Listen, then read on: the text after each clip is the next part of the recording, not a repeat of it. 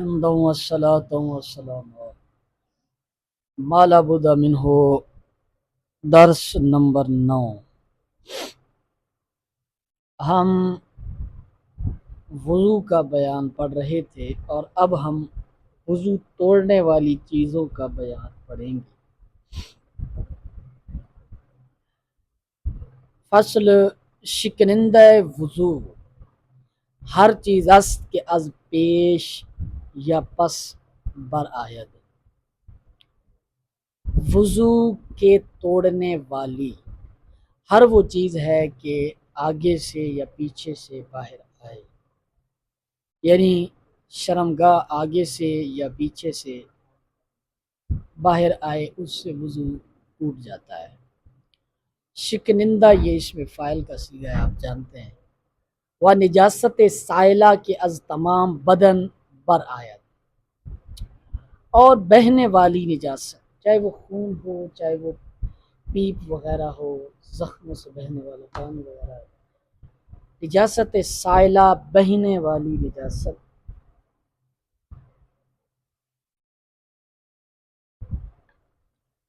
تمام بدن میں کہیں سے بھی بہہ جائے تو وضو ٹوٹ جائے گا۔ بہہ جائے و رواں باشد بمکانے کے شستن آن لازم شود۔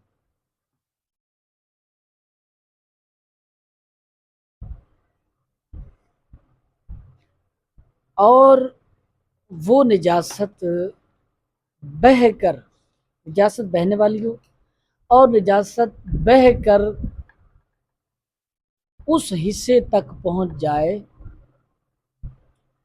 جس کا دھونا غسل یا وضو میں ضروری ہو۔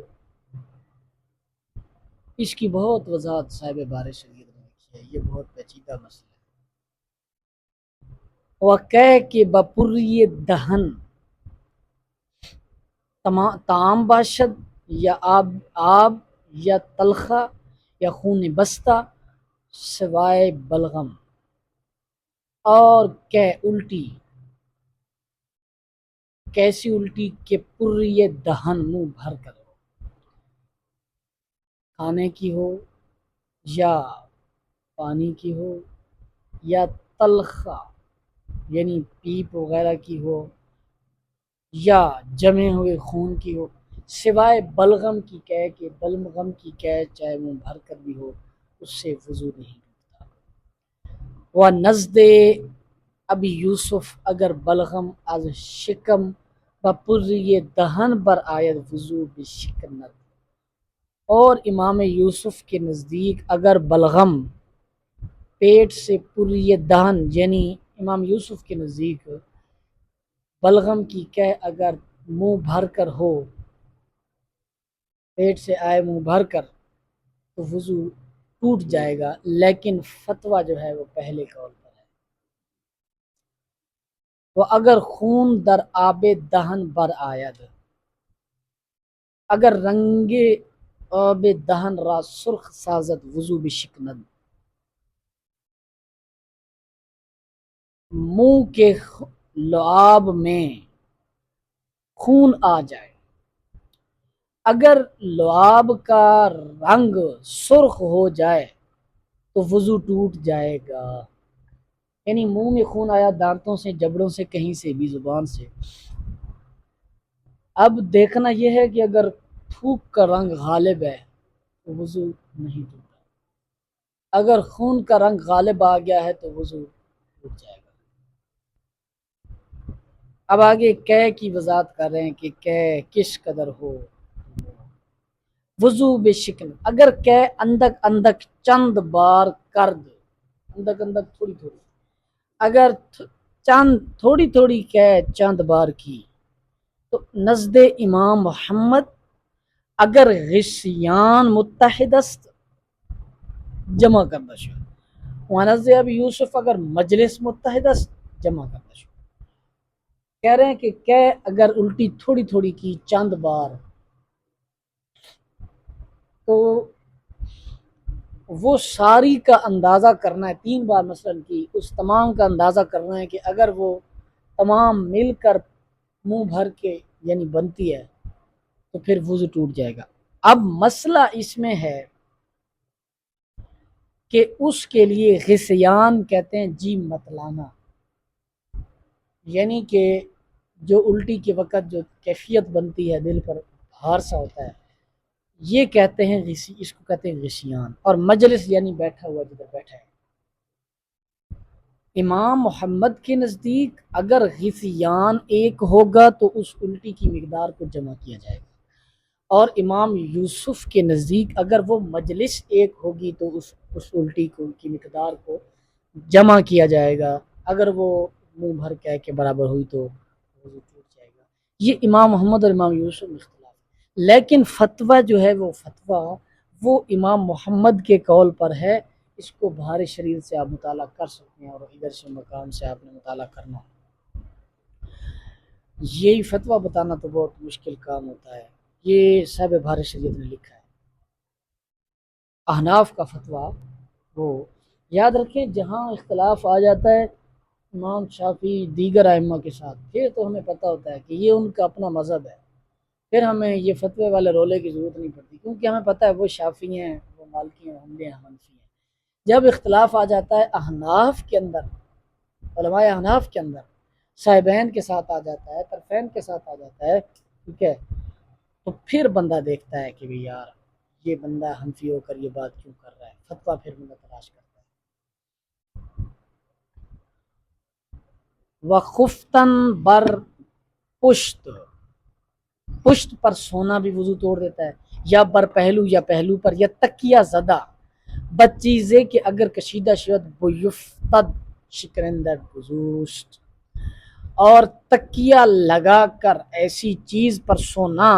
کہ اگر کھینچی جائے وہ چیز تو بندہ گر جائے گا، یہ بھی وضو کا توڑنے والی چیزیں ہیں۔ وخفتن استادہ یا نشستہ بدون تکیہ،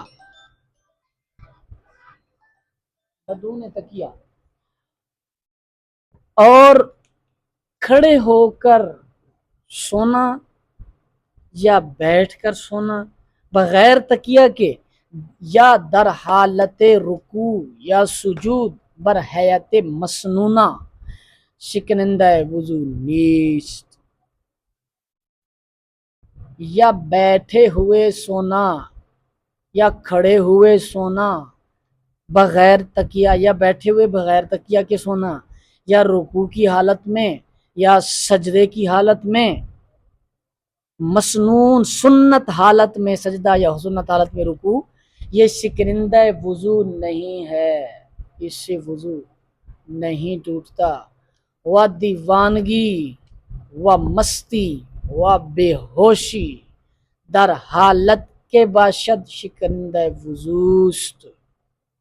یہ کے کا معنی یہاں ہوگا کسی بھی حالت میں، کسی بھی حالت میں، کسے باشد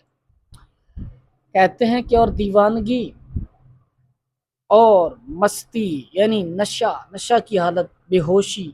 یہ تمام چیزیں جس طرح بھی ہوں، کسی بھی حالت میں ہوں، کسی بھی حال میں ہوں، وضو کو توڑ دیتی ہیں۔ وقہقہ بالغ در نماز صاحب رکوع و سجود شکنندہ وضوست، اور بالغ کا قہقہ لگانا، بالغ بندے کا قہقہ لگانا اس نماز میں جس میں سجدہ اور رکوع ہو، وہ نماز جس میں سجدہ اور رکوع ہو، وضو ٹوٹ جائے گا، قہقہ لگانے سے وضو ٹوٹ جائے گا، شرط کہ بالغ ہو اور نماز رکوع و سجود والی ہو۔ اب دیکھو نماز جنازہ ہے، اس میں اگر قہقہ کوئی لگا دیتا ہے وضو نہیں ٹوٹے گا، اب اس کی کیا حکمت ہے یہ اللہ جانتا ہے۔ اور اگر سجدہ تلاوت کر رہا ہے قہقہ لگا دیا، وضو نہیں ٹوٹے، کیوں؟ اس میں رکوع نہیں ہے۔ و مباشرت فاحشہ شکنندہ وضوست، مباشرت فاحشہ یعنی اپنی زوج کے ساتھ، زوجہ کے ساتھ شرمگاہ سے شرمگاہ ملانا، اس کو مباشرت فاحشہ کہتے ہیں، اس سے بھی وضو ٹوٹ جائے گا۔ و دست رسانیدن بشرم گائے خود بدون پردہ و دست مرد اگر زن را بے پردہ رسد نزد امام اعظم وضو نبے شکن اگر آدمی اپنی شرمگاہ کو بغیر پردہ کے بغیر کپڑا کے بغیر کسی آڑ کے چھوتا ہے یا مرد کسی عورت کو چھوتا ہے بغیر پردہ کے وضو نہیں ٹوٹے گا امام اعظم ابو حنیفہ کے نزدیک وہ نزد دیگر ائمہ وضو بشکنت اور دیگر ائمہ کے نزدیک دیگر ائمہ سے مراد دیگر غیر احناف جو ہیں ان کے نزدیک وضو ٹوٹ جائے گا وہ خوردن گوشت شتر نزد امام احمد شکنندہ وضو اور اونٹ کا گوشت کھانا امام محمد کے نزدیک وضو توڑ دیتا ہے وہ احتیاط عظیم ہر ہما اولاس اور ان تمام باتوں سے احتیاط اولا ہے وہی بات جو میں نے پہلے آپ کو بتائی تھی کہ جو باتیں دیگر ائمہ کے نزدیک حرام کے درجہ تک ہوتی ہیں یا فرض کے درجہ تک ہوتی ہیں ان کی ہمارے ہاں بھی بڑی اہمیت ہوتی ہے شستن تمام بدن و آب در دہن یہ یہاں سے اب غسل کا بیان شروع ہو رہا ہے چلیں یہاں سے انشاءاللہ تعالی آگے پڑھیں گے اگلا موضوع ہے ہاضہ